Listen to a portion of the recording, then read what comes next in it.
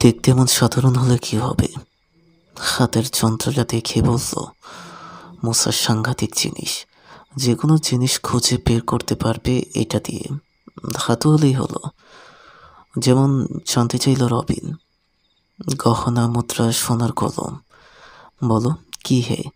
কৃত্রিম বিস্ময়ে ছোট বড় করে ফেলল রবিন। বাড়ির আশেপাশের গুপ্তধন তো আর রাখবে না তুমি। দেখো, অত ইয়ার্কি মেরো না। আদর করে পুরনো যন্ত্রটায় হাত বোলালো মুসা। আসলেই রাখবো না। এত ক্ষমতা তুমি জানো না। আমি জানি, কিশোর বলল। এসব মেটাল ডিরেক্টর সত্যি কাজের জিনিস। কিনে ফেলছো নাকি? দাম দিয়ে দিয়েছি। হ্যাঁ, পানির দাম বলতে পারো। নষ্ট ছিল, কিনে নিয়ে নিজেই মেরামত করেছি। চমৎকার কাজ করে এখন। কিন্তু পরীক্ষাটা কোথায় চালাবো বুঝতে পারছি না। কেন, তোমার বাড়ির আশেপাশে? রবিন বলল, ওখানে তো গুপ্তধন আছে বলে গুজব রয়েছে। চেনা জায়গায় অনুসন্ধান চালাতে ভাল লাগে না।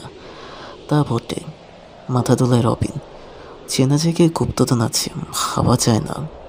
গুপ্তধন শব্দটা শুনলেই মনে হয় অচেনা ভয়ানক দুর্ম কোনো জায়গা। মেরিচাচির ডাক শোনা গেল। কিশোর, কোথায় তোরা?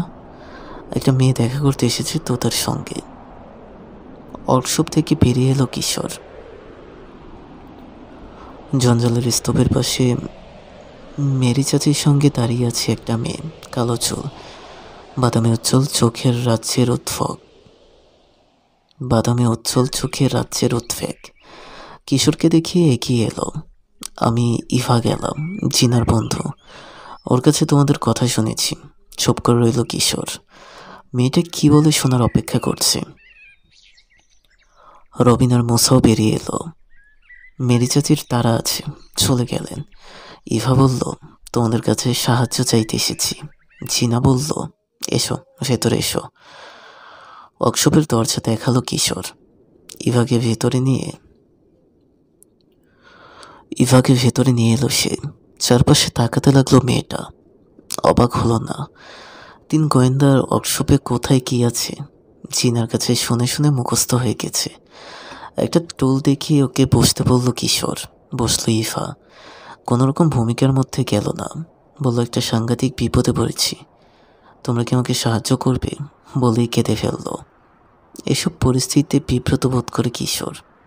কি করে কান্না থামাবে বুঝতে পারছে না। মুসা তাড়াতাড়ি ওর মেটাল ডিরেক্টরে হাত দিল। কেবল রবিন স্বাভাবিক রইল।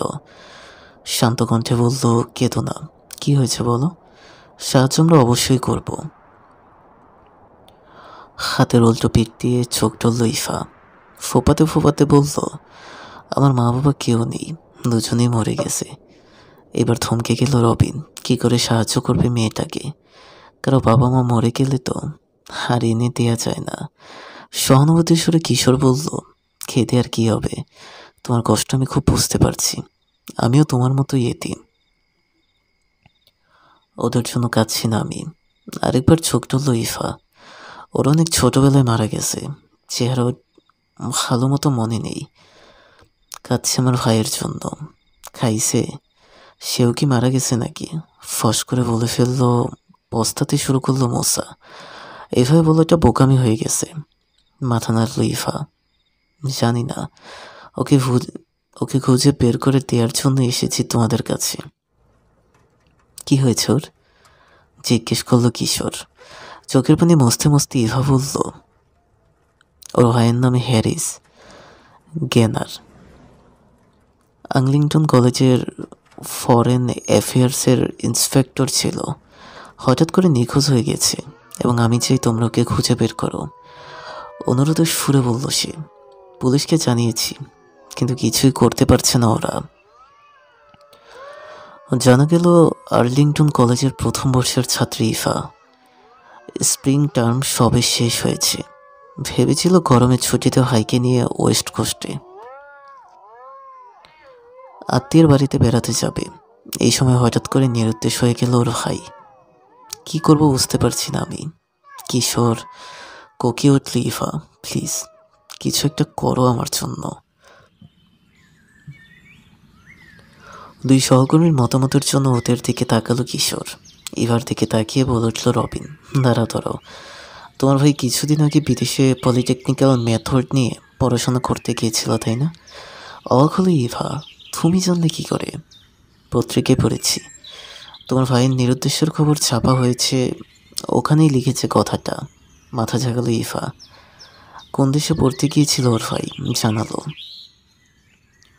দেশটার সঙ্গে আমেরিকার সম্ভব নয়, দেশটার সঙ্গে আমেরিকার সদ্ভাব নেই।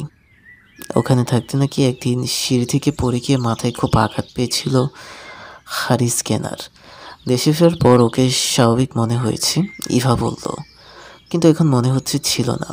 নিশ্চয়ই স্মৃতিশক্তি নষ্ট হয়ে গেছে দাদার। পথ ভুলে কোন দিকে চলে গেছে কে জানে।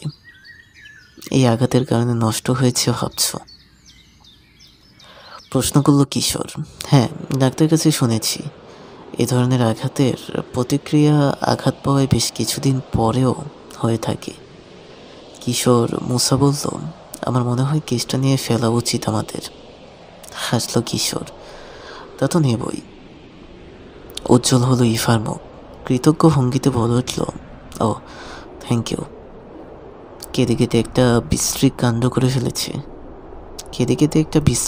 করে ফেলেছি, সরি। না, ঠিক আছে, ও কিছু না, তাড়াতাড়ি বলল রবিন, আর বিব্রত হতে চায় না। কিশোর জিজ্ঞেস করল, ইভা, তোমার ভাইয়ের কোনো ছবি আছে তোমার কাছে? হাত ব্যাগ থেকে একটা ফটোগ্রাফ বের করে দিল ইভা। এই একটাই ছিল আমার কাছে। হাসলো সে। হারালে আর পাবো না। উঠে দাঁড়ালো, তো চলি আজ। কোথায় থাকো? ঠিকানা দিয়ে যাও, তোমার সঙ্গে যোগাযোগের প্রয়োজন হতে পারে। ইফা বেরিয়ে গেলে দুই সহকর্মীর দিকে তাকিয়ে কিশোর বলল, যাক, অনেকদিন পর কেস একটা পাওয়া গেল। তেমন জটিল কোনো রহস্য বলে মনে হচ্ছে না। মুসা বলল, একজন মাথা খারাপ লোককে খুঁজে বের করতে হবে, ব্যাস। এর এমন কি কঠিন? পুলিশ যে রহস্যের সমাধান করতে পারেনি, ওইটাকে এত সহজ ভাবছ কেন? বলা যায় না কি খুঁজতে গিয়ে কি বেরোয়। তাহলে আংলিংটংয়ে যাচ্ছি আমরা, অবশ্যই। ইভাকে কথা দিয়ে দিলাম না আমরা। তুমিও তো বলতে কাজটা নেওয়া উচিত আমাদের। তা তো বলেছি, কিন্তু আমার গুপ্তধন খোঁজার কি হবে? যন্ত্রটা কেনার পর ব্যবহারই করতে পারলাম না, গাড়িতেই রেখে দাও, হেসে বলল রবিন। গুপ্তধন বাদ দিয়ে আপাতত মানুষ খুঁজতে কাজে লাগবে। মানুষের ব্যাপারে সংকেত দেয় না, শুধু ধাতব জিনিস। মানুষও অনেক ধাতুতে করা। আমাদের শরীরে কত রকমের ধাতু আছে শুনতে চাও? না, না চাই, নাও সব শুনতে এ মুহূর্তে ভালো লাগবে না আমার। পরদিন সকালে বেরিয়ে পড়ল তিন গোয়েন্দা মোসার পুরনো জেলপি গাড়িটাতে করে। দ্রুত ছুটল সাগরতলের রাস্তা ধরে। রবিন বলল, তোমার এই ফটফটি নিয়ে তো বেরোলাম, শেষে রাস্তাঘাটে না আটকে পড়ি, চলবে তো? চলবে না মানে? দেখতে খারাপ, আওয়াজও করে, কিন্তু কোনোদিন কোথাও বিপদে ফেলেনি আমাকে। আদর করে স্টিয়ারিংয়ে হাত বোলালো মোসা। ওর কথা ঠিক। এবারও ওদের ঝামেলায় ফেললো না গাড়িটা, ঠিকমতো পৌঁছে দিল আংলিংটংয়ে। শহরে ঢোকার পর কিশোর বলল, ভালো মতো নজর রাখো, থাকার জায়গা দেখলেই থামতে হবে। কয়েকটা মোটেল পেরিয়ে এলো ওরা।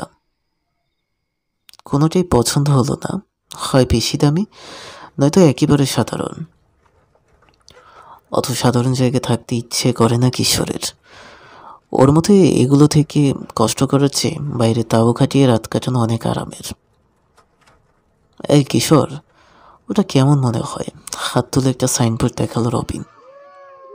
রিচ মোটেল নাম লেখা রয়েছে, নিজেদের গুণকীর্তন সবিস্তারে লিখে রেখেছে নিচে।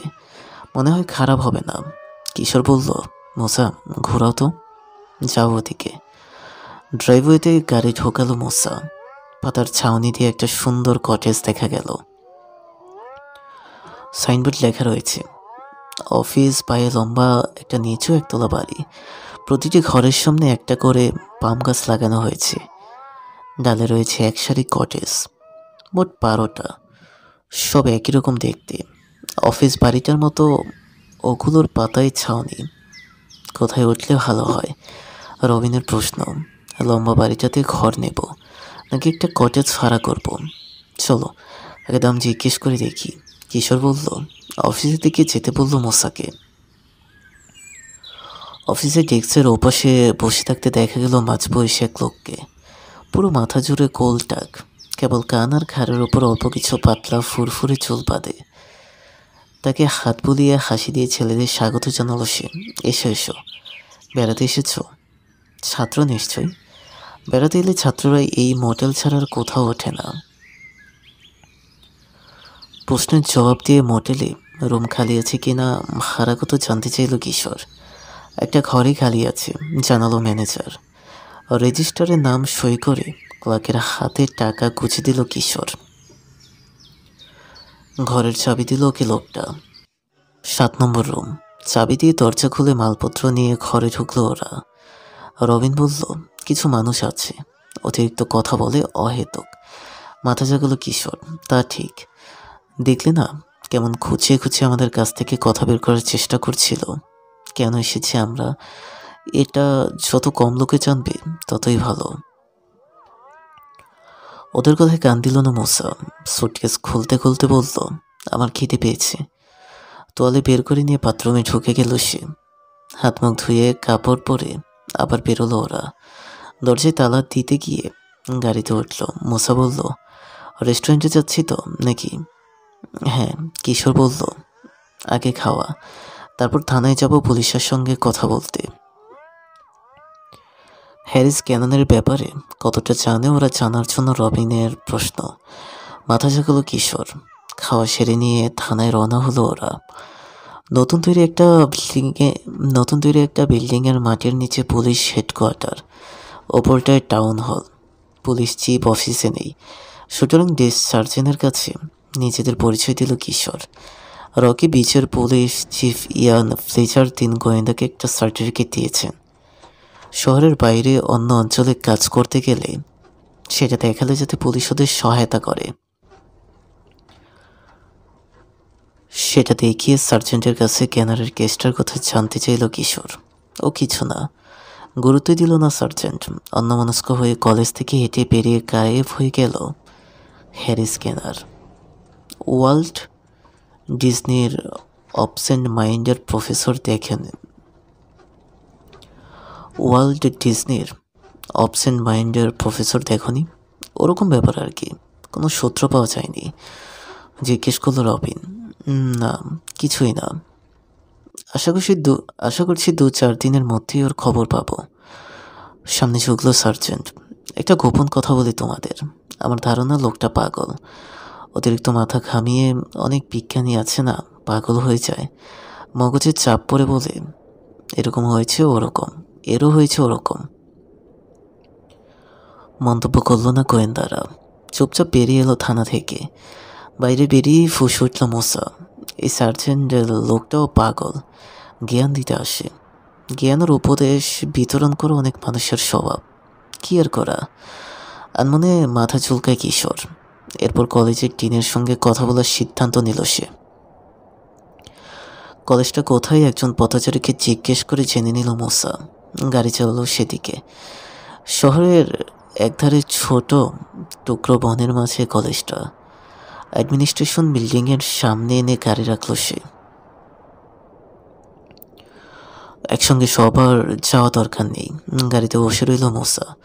কিশোর আর রবিন নেমে মার্বেল পাথরে তৈরি সিঁড়ি বেয়ে উপরে উঠল। একটা হলওয়েতে ঢুকলো। ডিনের অফিসটা খুঁজে পেতে দেরি হলো না। দরজায় গায়ে লেখা, ডিন ওয়াল্টার ফ্লয়েড। ডিনের ঘরে ঢুকতে হলে অনুমতি নিতে হয়। একজন রিসেপশনিস্টে বুঝিয়ে বলল কিশোর, জরুরি কারণে দেখা করতে এসেছে ওরা। ব্যাপারটা গোপনীয়, সবাইকে বলা যাবে না, কেবল ডিনকেই বলবে। অনুমতি মিলল। ওদেরকে ডিনের অফিসে ঢুকিয়ে দিয়ে নিজের চেয়ারে ফিরে গেল রিসেপশনিস্ট। বড় ডেস্কের ওপাশে বসে আছেন লম্বা একজন মানুষ। ঝাঁকড়া চুল বয়সের কারণে ধূসর হয়ে এসেছে। উঠে দাঁড়ালেন মিস্টার ফলেট।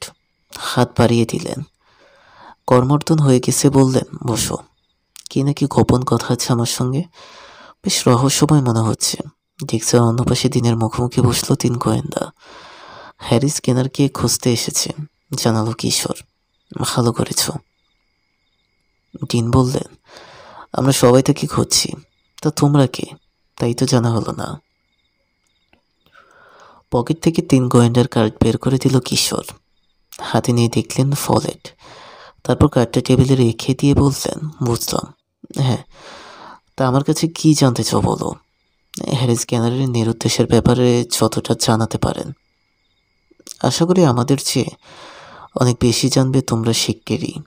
গোয়েন্দা যখন আনমনে মাথা নেড়ে পিড় করলেন, তিনি অদ্ভুত, ভারী অদ্ভুত। কি জানতে চাইল কিশোর?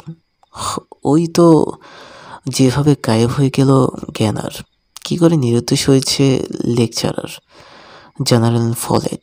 পরদিন নাকি ছেলেদের পরীক্ষা ছিল, এর জন্য প্রশ্নপত্র তৈরি করেছেন জ্ঞানার। তারপর রহস্যজনকভাবে সেটা ডেস্কের ওপর ফেলে রেখে রাতের বেলা কোথায় চলে গেছেন। পরদিন সকালে কাগজগুলো পাওয়া গেছে। ডিন বললেন, পেয়েছে, ওর একজন সহকারী। সেই সব প্রশ্ন ছেপে পরীক্ষাও নেওয়া হয়েছে ছেলেদের।